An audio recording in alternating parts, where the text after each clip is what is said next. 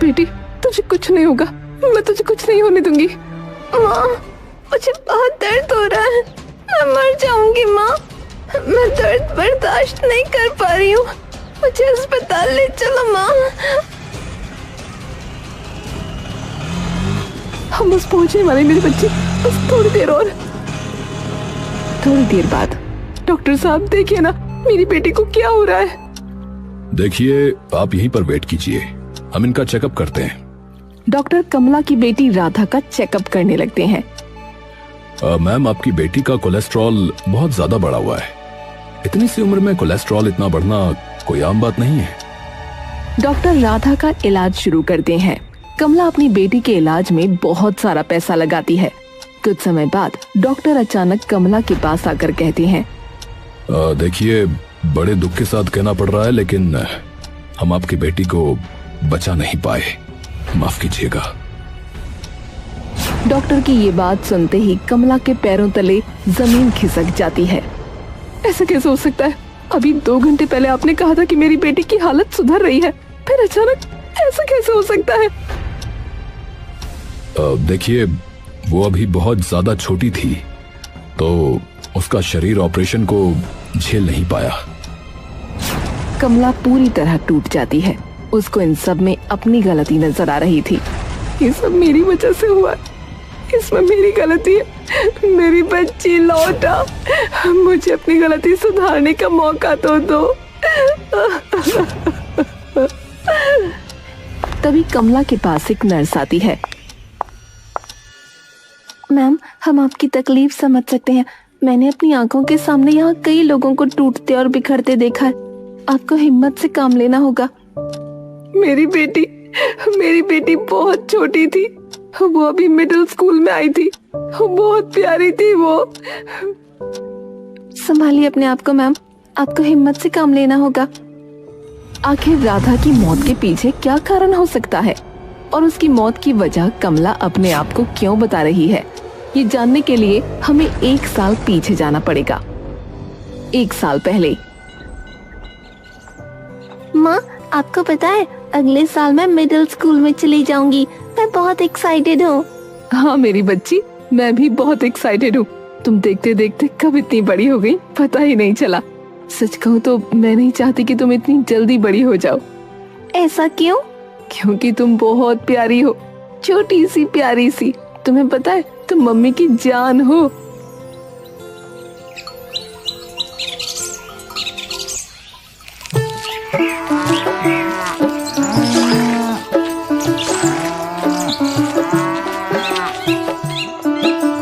तभी दरवाजे पर किसी ने दस्तक दी। अरे कमला, जरा 1 किलो घी का जार दे दे, मेरे घर पर घी खत्म हो गया है। आइए ना पुष्पा काकी, मुझे पता था आप आने वाली होगी, इसलिए आपके लिए पहले से ही घी बना कर रख लिया था। अब घी लेने यहाँ नहीं आऊंगी तो कहाँ जाऊंगी? पूरा गांव जानता है कि तू घी में कोई मिलावट नहीं करती। अब हम तुझसे घी नहीं लेंगे तो किससे लेंगे? ये लीजिए आपके घी का जार। हाँ दे दे, इसके पैसे तुझे मैं बाद में दूंगी। लेकिन काकी, आपने मुझे पिछले महीने के भी पैसे अभी तक नहीं दिए। नहीं दिए? कैसी बात कर रही है? मुझे तो याद नहीं, मेरे हिसाब से मैंने पैसे दे दिए थे। नहीं दिए थे काकी, अगर दिए होते तो मैं ऐसा क्यों कहती? अरे क्या पता, तेरा मुझसे दोबारा पैसे लेने का मन हो। आप कैसी बातें कर रही हैं? देखिए, मैंने कॉपी में भी लिखा था, अगर आपने दिए होते तो मैं यहाँ से काट देती ना। हाँ ठीक है, मैं दोबारा दे दूंगी। ऐसा कहकर पुष्पा वहाँ से चली जाती है। कमला के घर के बाहर उसे गांव की दूसरी औरत बीनू मिलती है। क्या बात है पुष्पा बहन, बड़ी नाराज होकर निकल रही हो? अरे क्या बताऊं, पिछले महीने घी के पैसे दे चुकी कमला को, कह रही है नहीं दिए, अब दोबारा देने पड़ेंगे। अच्छा ऐसी बात है, ठीक है मैं चलती हूँ। दरवाजे पर खड़ी कमला सारी बातें सुन रही थी। वो उदास हो जाती है। माँ, आप ऐसे लोगों को घी बेचती ही क्यों हो? इनका हर महीने का यही ड्रामा है, पैसे देती नहीं और कहती हैं दिए हैं। ऐसे नहीं बोलते बेटी, बड़ी है वो तुमसे। माफ करना माँ, लेकिन ऐसे लोगों की इज्जत मैं नहीं कर पाऊंगी, मुझसे ना होगा। कमला के साथ लोग ऐसा ही करते थे, उसे कोई भी समय पर पैसे नहीं देता था। समय से पैसे न मिलने के कारण कमला बहुत परेशान रहती थी।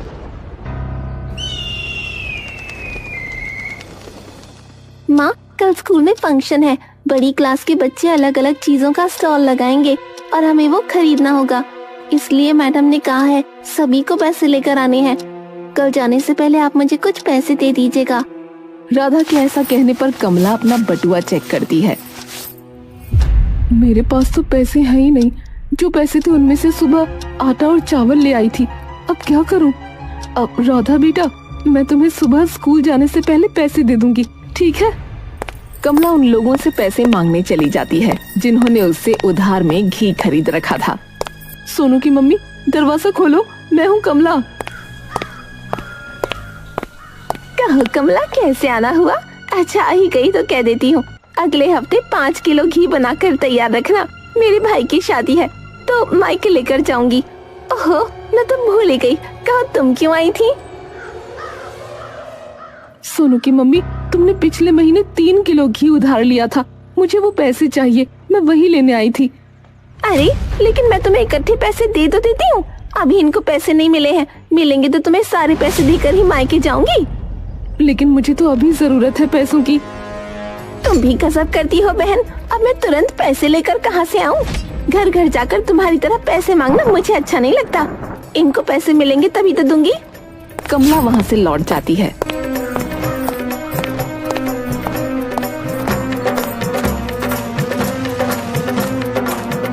वो कई घरों में जाती है लेकिन उसको अपने पैसे कहीं से नहीं मिलते।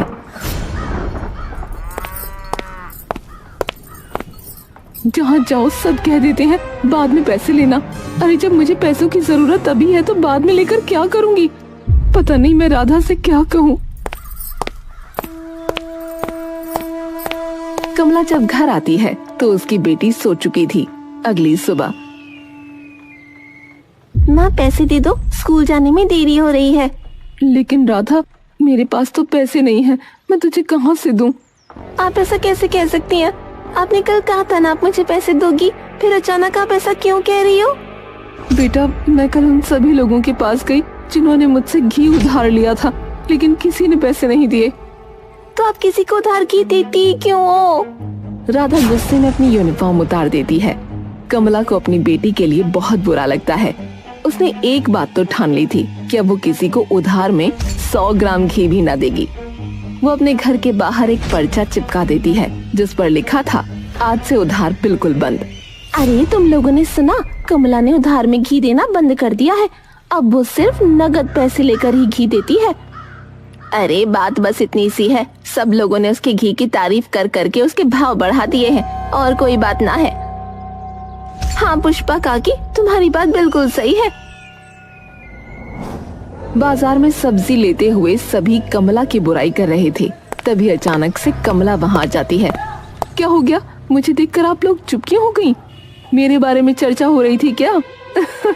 वैसे पुष्पा काकी, 2 किलो घी के पैसे मुझे आज ही चाहिए, वरना मैं आपको घी ना दूंगी। और सोनू की मम्मी, तुम्हारे पति को अब तक तो सैलरी मिल ही गई होगी ना, तभी तो बाजार में खरीदारी कर रही हो। लाओ, लगे हाथ मुझे भी पैसे दे दो। तुम भी गजब करती हो कमला बहन, ऐसा लगता है जैसे हम तुम्हारे पैसे लेकर भाग रहे हैं। ये लो, रखो अपने पैसे। कमला पैसे लेकर घर को जाने लगती है। ये लोग तो मुझे मेरे ही पैसे देकर ऐसे जता रहे हैं जैसे मुझ पर एहसान कर रही हैं। बढ़िया ही, अब लेकर दिखाओ मुझसे उधार में घी। तभी कमला की नजर एक आदमी पर जाती है जो पेड़ के पीछे छुपकर अपने घी के डब्बे में डालडा मिला रहा था। ए रुको, तुम क्या कर रहे हो? शर्म नहीं आती तुम्हें? लोगों को नकली घी बेचते हो। मैंने तुम्हें घी में डालडा मिलाते हुए रंगे हाथ पकड़ा है, तुम्हें इसके लिए जेल भी हो सकती है। अरे तुम तो ऐसे भड़क रही हो जैसे मैंने घी में जहर मिला दिया है। अरे मैंने ईमानदारी से कमा करके भी देखा है, गालियों के अलावा कुछ भी नहीं मिला। और अगर मैंने घी में थोड़ा डालडा मिला भी दिया तो क्या हो गया? अपने बच्चों को स्कूल की फीस भरने के लिए और अच्छे से 2 वक्त की रोटी खाने के लिए इतना तो करना ही पड़ता है ना। क्या तुम सच कह रहे हो? और क्या, पहले मैं भी तुम्हारी तरह बिल्कुल शुद्ध घी बेचता था जिसमें मेरा कोई फायदा नहीं था, लेकिन घी में डालडा मिलाकर बेचने से मुझे बहुत फायदा होता है, बता रहा हूँ। मेरे बच्चे आज की डेट में बहुत खुश हैं और तुम जानती हो ऐसा करके मैंने अपना घर भी बना लिया है। अरे चलो छोड़ो, अब मुझे जाने दो। ऐसा कहकर वो आदमी वहाँ से चला जाता है, लेकिन उसकी बातें कमला के दिमाग में घर कर गई थीं।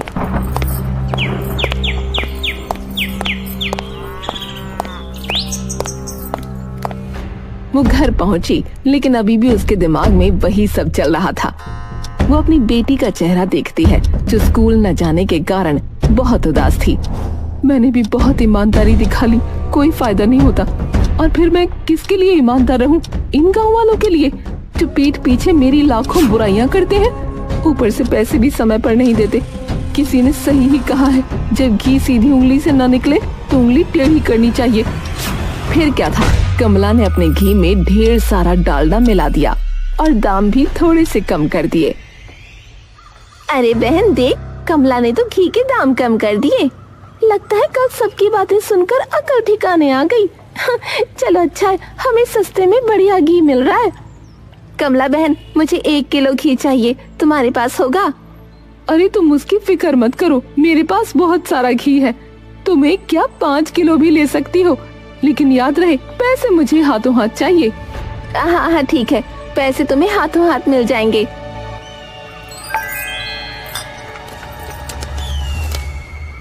तभी सोनू की मम्मी कहती है, कैसी हो कमला बहन? कितना घी चाहिए जल्दी बताओ, मेरे पास समय ना है। अरे अपने गांव के लोगों का हालचाल पूछना चाहिए, व्यवहार बना रहता है।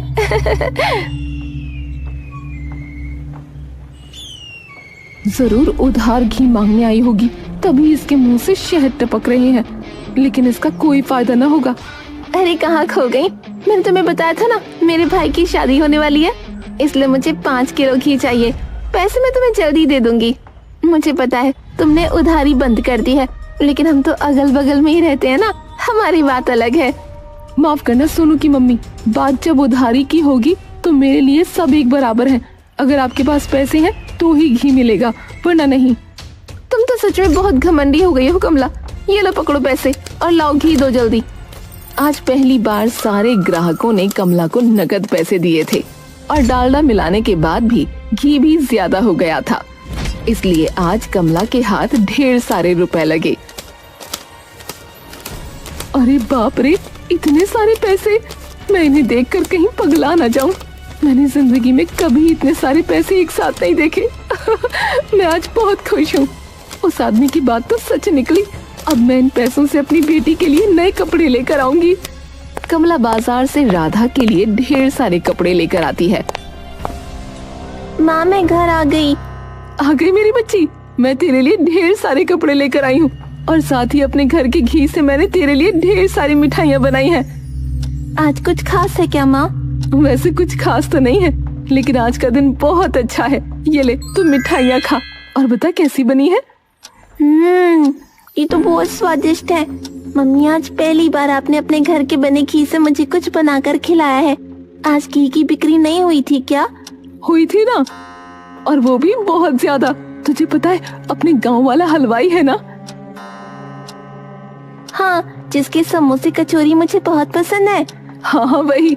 उसने कहा है अब वो हर महीने हमसे 10 किलो घी लेकर जाएगा, और वो भी नगद पैसा देकर। मैं बहुत खुश हूँ। अच्छा तो ये बात है। अब राधा और कमला की जिंदगी बदल चुकी थी। कमला ने कुछ ही महीनों में बहुत सारा पैसा कमा लिया।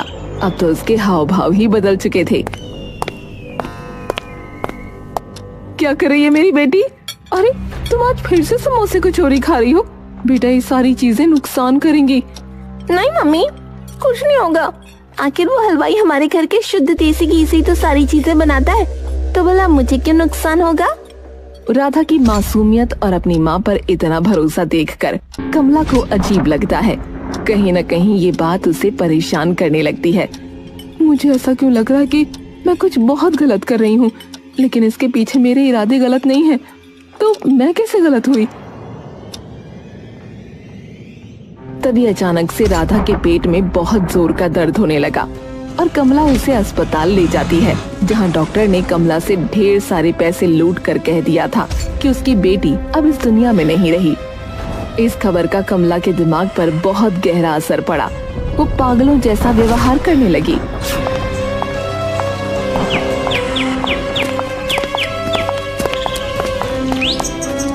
मैंने अपनी बेटी को मार डाला, इन हाथों से मैंने अपनी बेटी को मार डाला। मुझे जिंदा रहने का कोई हक नहीं, मैं मर जाऊंगी, मैं मर जाऊंगी। क्या करने जा रही हो कमला बहन? इस तरह खुदकुशी करना समस्या का समाधान न होता। तुम्हें हिम्मत से काम लेना होगा। मुझे पता है संतान को खोने का दुख बहुत बड़ा होता है, लेकिन तुम्हें इस सच को अपनाना होगा। मुझे मर जाने दो, मर जाने दो मुझे। मैंने इन्हीं हाथों से अपनी बेटी को मार डाला है, मैं खूनी हूँ। तुम्हारी बेटी को बीमारी हो गई थी, इसलिए वो मर गई, तुमने ना मारा। नहीं, मैंने ही मारा है उसे। वो जिस दुकान से रोज समोसे कचौरी खाती थी, वो दुकान वाला घी लेकर जाता था। मैंने घी में डालडा मिलाया था, वो भी बहुत गंदा वाला। जल्दी पैसा कमाने के चक्कर में मैंने अपनी बेटी को मार डाला। देखा सोनू की मम्मी, मैं ना कहती थी इसके घी में अब मिलावट होने लगी है। तुम ही थी जिसे मेरी बात पर भरोसा न था। सही कह रही हो काकी, इसीलिए तो भगवान ने इसको कर्मों का फल दिया। अच्छा हुआ इसकी बेटी मर गई। आप दोनों पागल हो गई हो क्या? ये कोई समय है ऐसी बातें करने का? वो बेचारी पहले इतने दुख से गुजर रही है। भगवान के लिए दोनों मुंह बंद रखिए। कैसे चुप रहे? इसकी बेटी को बीमारी हुई क्योंकि उसने मिलावट वाले घी का सामान खाया। इसकी बेटी की जगह हमारे घर के बच्चे भी हो सकते थे। तुम बिल्कुल ठीक कह रही हो। मैं तो कहती हूँ इसे गांव से ही निकाल देते हैं। इसकी बेटी की जगह अगर हमारे बच्चों को कुछ हो जाता तो हमें इस औरत को पत्थर मारने चाहिए। उन दोनों की बात मानकर गांव के सभी लोग कमला पर पत्थर मारने लगते हैं। गांव की एक औरत जो उसे बचाना चाहती थी, अब वो भी उसके विपक्ष में हो गई। मारो इसे छोड़ना मत, इसके कारण हमारे बच्चों की जान जा सकती थी। तभी अचानक एक प्यारी सी आवाज आती है। रुक जाओ, मेरी माँ को कुछ मत करो, मेरी माँ ने कुछ नहीं किया है, भगवान के लिए इसे छोड़ दो। भूत, भागो भागो, ये हमें मारने आई है। मैं भूत नहीं हूँ, सच तो यह है कि मैं मरी ही नहीं थी। वो अस्पताल के डॉक्टर, उन लोगों ने झूठ कहा। मुझे कोई बीमारी नहीं हुई है, बस बाहर का ज्यादा खाने की वजह से थोड़ा इन्फेक्शन हो गया था। मम्मी से पैसे लूटने के चक्कर में उन्होंने बीमारी बता दी। और माँ तुम्हें पता है, वो लोग मेरा ऑपरेशन करके मेरी किडनी और मेरा दिल निकालने वाले थे। बच्ची बेहोश है ना? जी डॉक्टर। देखो, इसकी माँ से पहले हम थोड़े से पैसे ऐंठेंगे, उसके बाद इसकी बॉडी ऑर्गन्स निकालकर भेज देंगे। और उसकी माँ का क्या? जब मैं इसकी माँ को यह बताऊंगा कि ये मर चुकी है, तब इसकी माँ का बुरा हाल हो जाएगा। और ऐसे में तुम उसके पास जाकर उसे सहानुभूति दोगी। और हाँ, इसी बीच तुम्हें किसी तरह ड्रग का हाई डोज उसकी माँ में इंजेक्ट करना होगा, ताकि वो पागल जैसा बिहेव करे, और तब हम बॉडी को ठिकाने लगा देंगे। वाह डॉक्टर साहब, आपके प्लान का तो कोई जवाब ही नहीं। मैंने उनकी बात सुन ली थी, क्योंकि मैं बेहोश नहीं थी। फिर मैं अपनी जान बचाने के लिए वहाँ से भाग गई। जब उन लोगों को पता चला कि मैं भाग गई हूँ, तो उन्होंने माँ से कह दिया कि मैं मर गई और मेरे पीछे कुंडे लगा दिए। बहुत मुश्किल से बचकर मैं यहाँ तक आई हूँ। मेरी माँ पागल नहीं है, बल्कि उस नर्स ने मेरी माँ को ड्रग का हाई डोज इंजेक्ट किया है। राधा की आप बीती सुनकर गांव वालों की आंखों में आंसू आ गए। राधा गांव वालों से अपनी माँ की तरफ से माफी मांगती है। सब उसे माफ कर देते हैं। एक बार फिर से राधा और कमला नए सिरे से ईमानदारी से अपना काम करके अपनी जिंदगी की नई शुरुआत करते हैं।